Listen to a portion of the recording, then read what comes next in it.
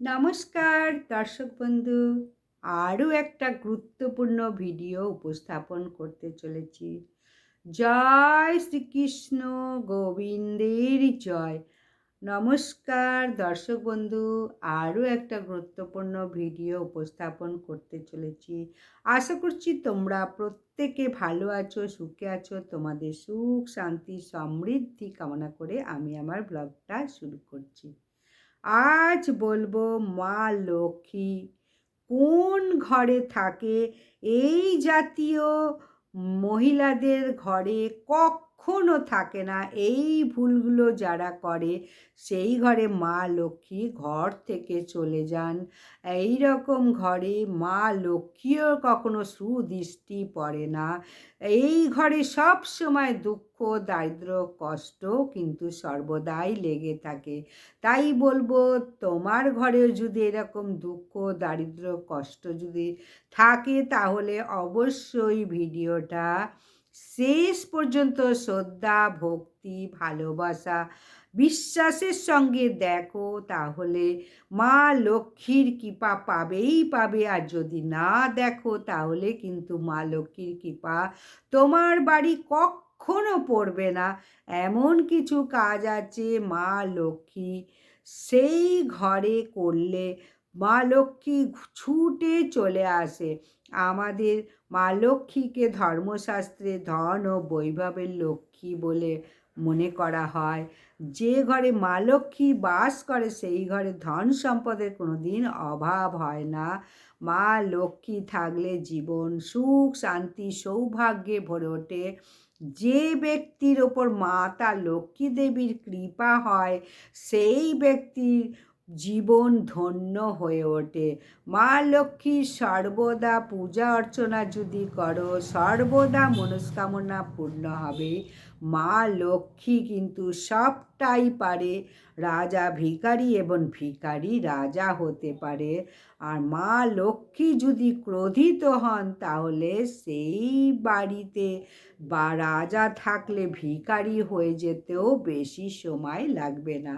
তাই প্রত্যেক মানুষের ধন দৌলতের দেবী মা লক্ষ্মীর আশীর্বাদ লাভ করার জন্য প্রচুর পরিশ্রম করতে হয়। নিষ্ঠা, ভক্তি সহকারে পূজা অর্চনাও করে, কিন্তু অজান্তে এমন কিছু মানুষ ভুল করে ফেলে। সেই ভুলের কারণে মাতা লক্ষ্মী ক্রোধ করে ঘর ছেড়ে চলে যান। তাই এই রকম ভুল ভুলেও করো না। তাই প্রত্যেকে যদি চাও তাহলে মা লক্ষ্মীর আশীর্বাদ যদি সর্বদা মাথার ওপর থাকে তাহলে অবশ্যই মা লক্ষ্মীর এই জিনিসগুলো মেনে চলো, যেগুলো বলবো। এই ভুলগুলো কখনোই করো না। যেটা প্রথমে বলবো, যে অনেকেই খেয়ে দিয়ে এঁটো বাসন যেখানে সেখানে ফেলে রাখে, কিন্তু যতই কাজের লোক থাকুক খাওয়ার পরে থালাগুলো অন্তত একটু জল দিয়ে ভালো করে ধুয়ে রাখো। এঁটো বাসন রান্নাঘরে কখনো রাখবে না। তাহলে কি হবে? রান্নাঘর হচ্ছে মা লক্ষ্মীর ঘর। এটা অত্যন্ত অশুভ মানা হয়। শাস্ত্র অনুসারে এঁটো বাসনপত্র অশুভ দৃষ্টি আকর্ষণ করে, নেগেটিভ এনার্জি বহন করে আনে। তাই রাত্রে শোয়ার আগে অবশ্যই এঁটো বাসনগুলো খুব সুন্দর একটা জায়গায় রাখো যেখানে মা লক্ষ্মীর নজর না পড়ে। তাহলে সেই ঘর সবসময় সুখ, শান্তি, সমৃদ্ধি ভরে উঠবে। শাস্ত্র অনুসারে উত্তর দিকে মাতা লক্ষ্মী এবং কুবেরের স্থান মনে করা হয়। তাই বাড়ি সব সময় পরিষ্কার পরিচ্ছন্ন করে রাখো। উত্তর দিকে যদি নোংরা আবর্জনা রাখো এতে অর্থ কষ্ট এবং নানান রকম সমস্যা দেখা দিতে পারে।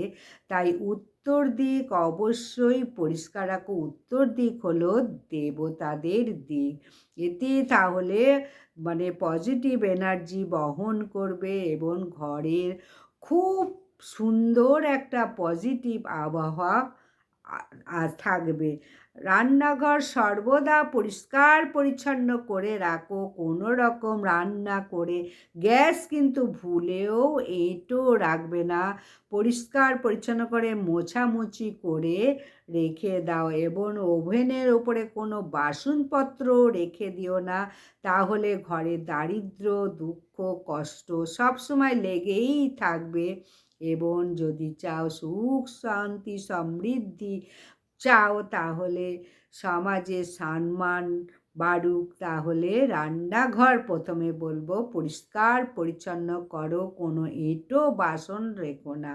পুরাণে বলা হয়েছে যে রান্নাঘরে এঁটো বাসন থাকলে ঘরে অশুভ শক্তির আগমন হয়, নেগেটিভ এনার্জি আগমন হয়। রান্নাঘরই হচ্ছে মা লক্ষ্মীর ঘর, অন্নদাতার ঘর। আর বলবো কখনো অজান্তে দুর্ভাগ্য ডেকে আনবে যদি ঝাড়ুতে মাতা লক্ষ্মী বাস করে। সূর্য অস্ত যাওয়ার পর মাতা লক্ষ্মী কিন্তু ক্রোধিত হয়ে যান। কখনো সূর্য অস্ত যাওয়ার পর ঘর ঝাড় দেবে না। সূর্য অস্ত যাওয়ার পর যদি ঘরে ঝাড়ু দিতেই হয় বা মুছতে হয়, ঘরের নোংরা আবর্জনা ঘরেই কোনো মানে অগোচরে রেখে দাও, বাইরে ফেলো না। সেই নোংরা সকালবেলা ফেলো, তাহলে কিন্তু ভালো হবে। আর কখনো এক হাত দিয়ে চন্দন ঘষো না, তাহলে স্বয়ং মা লক্ষ্মী নারায়ণ রেগে যান। তাই এক হাত দিয়ে চন্দন ঘষাও কিন্তু মানে শুভ লক্ষণ নয়।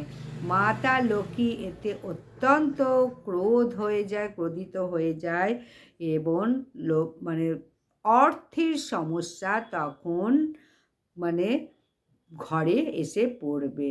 আর চন্দন সবসময় যদি বাটো, তাহলে বেটে একটা চন্দন বাটিতে তোলো, তারপরে সেই চন্দন ভগবানের চরণে অর্পণ করো। তা না হলে মা লক্ষ্মী ক্রোধিত হয়ে যাবেন। এছাড়াও শাস্ত্রে বলা হচ্ছে শুধু মা লক্ষ্মীর পুজো করলে হবে না, এবং মা লক্ষ্মী চিত্রপট একা রাখলে সেই বাড়িতে মা লক্ষ্মী কখনো থাকে না। তাই ভগবান নারায়ণের সঙ্গে বা গণেশের সঙ্গে মা লক্ষ্মীর পট রাখো। মাতা লক্ষ্মীর আশীর্বাদ পেতে গেলে ভগবান নারায়ণের পূজা আগে করো, তারপরে মা লক্ষ্মীর পূজা করো। শাস্ত্রে বা পুরাণে বলা হয়েছে রাতে শোয়া এবং জাগার একটা নির্দিষ্ট সময় রয়েছে। সূর্য ঠিক ওঠার 1.5 ঘন্টা আগে ব্রহ্ম মুহূর্তে ওঠাটা হচ্ছে খুব শুভ সময়। এই সময় যারা ঘুমায় তাদেরকে বলা হয় অলস। তাদের বাড়িতে কখনো মা লক্ষ্মী প্রবেশ করবে না। তাই মাতা লক্ষ্মী যদি এই রকম করো, মানে 10টা-12টা পর্যন্ত ঘুমাচ্ছ, মা লক্ষ্মী সেই ঘরে ভুলেও ঢুকবে না। সেখান থেকে মা লক্ষ্মী ফিরে যাবে সেই বাড়ি থেকে। তাই মাতা লক্ষ্মী অপ্রসন্ন হন ভীষণভাবে। মা লক্ষ্মীকে গৃহলক্ষ্মী বলা হয়েছে, বাড়ির মহিলাকে। তাই মাতা লক্ষ্মী মহিলাদের মধ্যেই বাস করে। কোনোভাবে মহিলাদের ভুলেও কোনো পুরুষরা অপমান করো না, কটু কথা বলো না, অনাদর করো না, তাহলে কিন্তু মা লক্ষ্মী ক্রোধিত হন। সেই বাড়িতে কখনো মা লক্ষ্মী থাকে না। তাই বাড়ির মহিলাদের সর্বদা সম্মান করো মাতা লক্ষ্মী, তাহলে সহজেই কৃপা লাভ করবে। সেই ঘরে মাতা লক্ষ্মী বাস করবে। আর যে ঘরে মানে গুরুজনদের মান সম্মান শ্রদ্ধা ভক্তি করা হয় না, সেই বাড়িতে আস্তে আস্তে দারিদ্রতা নেমে আসে। আর হিন্দু ধর্মে প্রদীপ জ্বালানো অত্যন্ত শুভ, তাই ত্রিসন্ধ্যা ধূপ জ্বালাতে পারলেও কিন্তু খুব শুভ। পৌরাণিকভাবে পৌরাণিকে বলা হচ্ছে যে মানুষ প্রদীপ জ্বালায় সেই ব্যক্তির ওপর মাতা লক্ষ্মী ভীষণভাবে প্রসন্ন হন এবং সেই ব্যক্তির ওপর কৃপা বর্ষণ করেন মা লক্ষ্মী। হিন্দু ধর্মে বলা হয়েছে, যে ব্যক্তি প্রতিদিন দেরি করে ঘুম থেকে ওঠে এবং রাত্রিরে ঘুমায়, বেশি রাত্রে, মা লক্ষ্মী দেবী ওই বাড়িতে কখনো থাকবে না বা প্রসন্ন হবে না। তাই এটাই বলবো, ব্রহ্ম মুহূর্তে প্রত্যেকে ঘুম থেকে ওঠো, এতে মাতা লক্ষ্মী ভীষণভাবে প্রসন্ন হন। শাস্ত্রে এটাও বলা হয়েছে, ভোজন করতে করতে খাবার ছেড়ে উঠে যাওয়া উচিত নয়, আর ভোজন সব সময় পূর্ব দিকে মুখ করে ভোজন করবে। তাই কখনো ভোজন করতে করতে কথাও বলবে না, মাতা লক্ষ্মী খুব রুষ্ট হয়ে যান, রেগে যান। তাই ভোজন করতে করতে কখনো উঠে যাবে না, তাহলে উন্নতির পথে বাধা হয়ে দাঁড়াবে মা লক্ষ্মী। আর মা লক্ষ্মীর অত্যন্ত প্রিয় ফুল হচ্ছে লাল আর পদ্ম। পদ্ম লাল অর্পণ করলে মা লক্ষ্মী অত্যন্ত প্রসন্ন হন। মা লক্ষ্মী কিন্তু সাদা ফুল পছন্দ করেন না। মা লক্ষ্মী সদবা মা লক্ষ্মীকে কখনো সাদা ফুল অর্পণ করবে না। আর লবণ কখনো কাউকে হাতে দেবে না, লবণ হাতে কখনো দিতে নেই, তাহলে মাতা লক্ষ্মী তোমার গৃহ থেকে চলে যাবে তার গৃহে। আর নুন কখনো ছড়াবে না, তাহলে কি হবে, মা লক্ষ্মী রুষ্ট হয়ে যান এবং লক্ষ্মীর অভাব সেই বাড়িতে দেখা দেবে। লবণ তো সাদা জিনিস, কোনো কিচ্ছু সন্ধ্যার পর কাউকে দেবে না, অত্যন্ত অশুভ এটা। আর বৃহস্পতিবার তো ভুলেও কাউকে কোনো জিনিস দেবে না, দান তো করবেই না, কোনো জিনিস দান করবে না বৃহস্পতিবারে। আর ঝাড়ু কেউ যদি চাইতে আসে কখনো দেবে না, আর ঝাড়ু এদিক ওদিকও ফেলে রাখবে না। ঝাড়ুকে মাতা লক্ষ্মী স্বরূপা বলা হয়েছে, কখনো ঝাড়ুতে পা দিয়ে পা মুছবে না। আর অবশ্যই সূর্য ডোবার পর কখনো ঝাড়ু দেবে না। দিনের বেলা ঘর ঝাড় দাও, পরিষ্কার করো, এতে ঘরে বাতাবরণ সুস্থ থাকবে, শুভ থাকবে, মাতা লক্ষ্মীর কৃপা সেই বাড়িতে বজায় থাকবে। এমন কোনো যে কাজগুলো করলে মাতা লক্ষ্মী অত্যন্ত প্রসন্ন হন, ঘরে ধন বৃদ্ধি উপচে পড়ে। সকালবেলা উঠে সমস্ত নিয়মবিধি পালন করলে, আর এমন কিছু জিনিস আছে যেগুলো খেলে ধনের অভাব হয় না।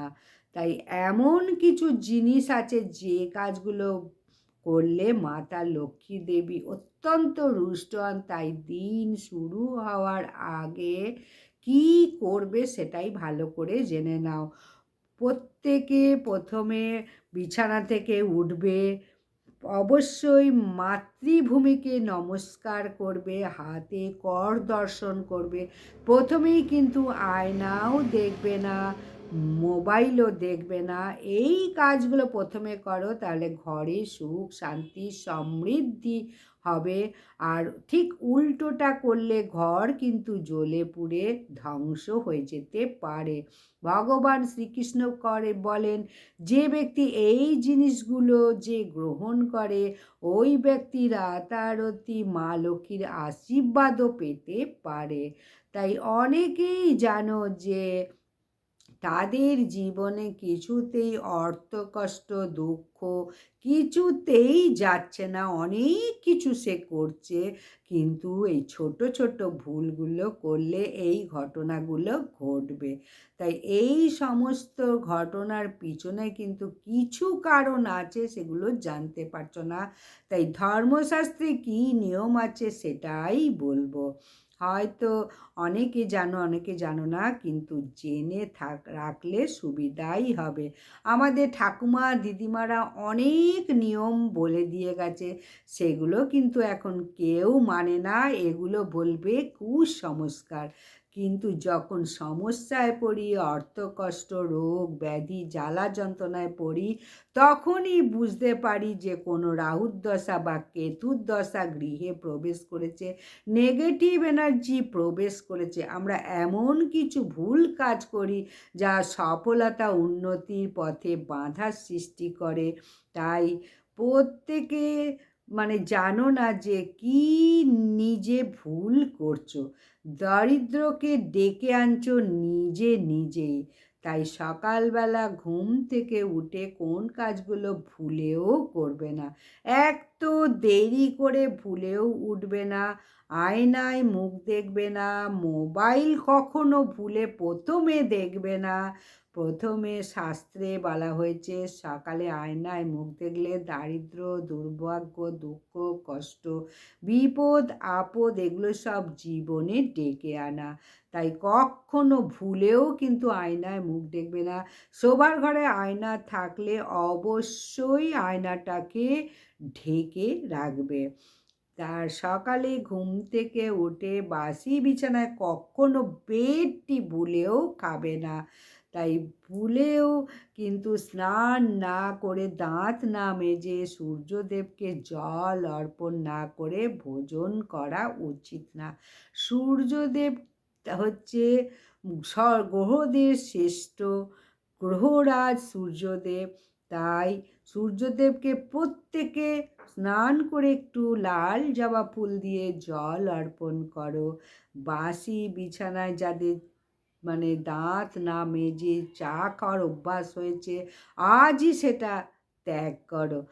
আর সকালে উঠে যদি নিজের ভাগ্যকে দোষারোপ করো, এটা কিন্তু অত্যন্ত অশুভ মানা হয়।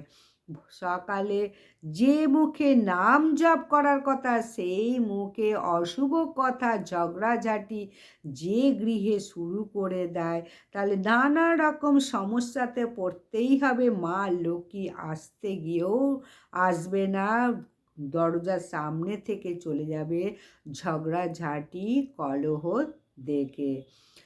আর পৌরাণিক কাহিনী অনুযায়ী গঙ্গা হচ্ছে পবিত্র দেবী। এখানে স্বয়ং দেবদেবীরা স্নান করে, তাই গঙ্গাকে পবিত্র বলা হয়। তাই রাতে শুতে যাওয়ার আগে একটা তামার ঘটিতে পরিষ্কার গঙ্গার জল হলে ভালো, নালে শুদ্ধ জল নাও, দিয়ে রাত্রে মাথার কাছে রাখো।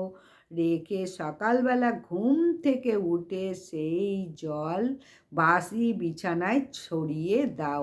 নিয়মিত এই উপায় যদি করতে পারো, ভয়ং সব শ্রীকৃষ্ণ ভগবান বলেছেন মাতা লক্ষ্মীর কৃপায় কোটিপতিও হতে পারো, রাতারাতি কোটিপতিও হতে পারো। মৃত্যুর সময় যদি গঙ্গার জল দিতে পারো, তার সমস্ত পাপ দূরীভূত হয়ে যায়। গঙ্গার জল কখনো অশুদ্ধ হয় না।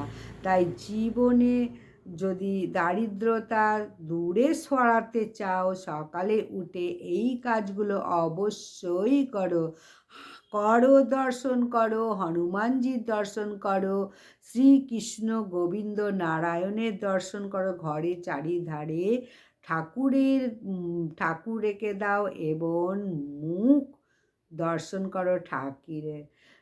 সকালবেলা ঘুম থেকে উঠি ধরিত্রী মাতাকে প্রণাম করে ক্ষমা চেয়ে নাও, তোমার ওপর আমরা হেঁটে চলছি, ক্ষমা করো, মার্জনা করো। সকালে ঘুম থেকে উঠে কোনো দরকারি কাজে বা শুভ কাজে যখন বাইরে যাবে, তখন মুখে একটা দুটো লবণ বা দুটো চারটে চাল মুখে নিয়ে বাইরে যাও। দেখো মাতা লক্ষ্মী অত্যন্ত প্রসন্ন হবেন এবং যে কাজে যাবে সফলতা আসবেই আসবে। এবং যখন কোনো কাজে বেরোবার সময় সকালবেলা ভগবানকে অর্পণ করা ফুল, একটা ফুল সঙ্গে নিয়ে সেবন করো। সেবন করলে তুলসী পাতা যদি চরণে দিয়ে তুলসী পাতা সেবন করতে পারো, সেই কাজ, যে কাজে যাবে সেই কাজ সম্পূর্ণভাবে সফল হবে। এবং যখন শুভ কাজের জন্য, ভালো কাজের জন্য বাইরে যাবে, তাহলে কপালে চন্দনের তিলক বা তুলসী মাতার মাটি তিলক লাগাও অনামিকা আঙুল দিয়ে, তাহলে বিজয় প্রাপ্ত হবেই হবে শুভ কাজে যখন যাবে, মানে কোনো কাজে। তাই সর্বদা ভগবানের কৃপা লাভ করবেই করবে। যত শত্রুই থাক, সেই শত্রু কিন্তু কোনো ক্ষতি করতে পারবে না এই চন্দনের তিলক বা মাতা তুলসী তলার মাটি যদি দাও। আর এই রকম ব্যক্তির অকাল মৃত্যু, দুর্ঘটনা থেকে রক্ষাও পায়। যে ব্যক্তি সকালবেলা সূর্যদেবকে জল অর্পণ করে, তুলসী মাতাকে তারপরে জল অর্পণ করে, সেই ঘরে মান সম্মান প্রতিপত্তি লাভ হয়। স্বয়ং শ্রীকৃষ্ণ বলেছেন, স্বয়ং শ্রীকৃষ্ণ আরও বলেছেন, মিষ্টি কথা দিয়ে ভোর থেকে যে মানুষটা শুরু করে দিনটা, তাদের সুখ শান্তি সমৃদ্ধি কখনো অভাব হবে না। তাই প্রত্যেকে সেই ঘরে, মানে মা লক্ষ্মী বাস করবে যে ঘরে সুমিষ্টি কথা মানে হবে বা বলবে।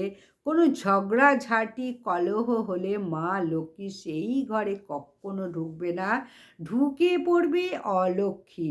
অলক্ষ্মী আবার যে ঘরে কলহ ঝগড়া বিবাদ হয়, সেই ঘরে অলক্ষ্মী প্রবেশ করে। অন্ধকারাচ্ছন্ন জায়গায় অলক্ষ্মী প্রবেশ করে। নোংরা আবর্জনা যে ঘরে থাকে, ঝাড়ু ঝাঁটা এখানে ওখানে থাকলে অলক্ষ্মী প্রবেশ করে। আর এই অলক্ষ্মী প্রবেশ করলে জীবনে কোনো দিন সুখ শান্তি কখনো পাবে না। তাই এইগুলো নিয়ম যদি মেনে চলতে পারো, তোমার গৃহে মা লক্ষ্মী বিরাজ সর্বদা করবে এবং কোটিপতিও হয়ে যেতে পারো। এই ছোট ছোট নিয়মগুলো যদি মেনে চলো, অনেক কিছুই করছো কিন্তু আসল নিয়মগুলো কেউ করছো না, যার জন্যে হাজার পুজো পাঠ করে, হাজার নিয়ম মেনেও কিন্তু কিচ্ছু হচ্ছে না। কিন্তু আসল নিয়মগুলো জানা চাই, তবেই মা লক্ষ্মী ঘরে প্রবেশ করবে। মা লক্ষ্মী বলেছিলেন যে তিনি কখনো এই জায়গাগুলোয়, মানে এই জাতীয় মহিলাদের বাড়িতে প্রবেশ করেন না। মা লক্ষ্মী এটাই মানে সকলকে বলেন, আমি ওই যেসব মহিলারা এই সব কাজগুলো করে, সে ঘরে আমি কখনো প্রবেশ করি না। তাহলে অবশ্যই ভিডিওটা যদি ভালো লাগে লাইক সাবস্ক্রাইব শেয়ার করে দাও এবং পরবর্তী ভিডিওর জন্যে সাবস্ক্রাইব করে নোটিফিকেশান বেল আইকনটা প্রেস করো, নোটিফিকেশান পেয়ে যাবে। নমস্কার, বিদায়।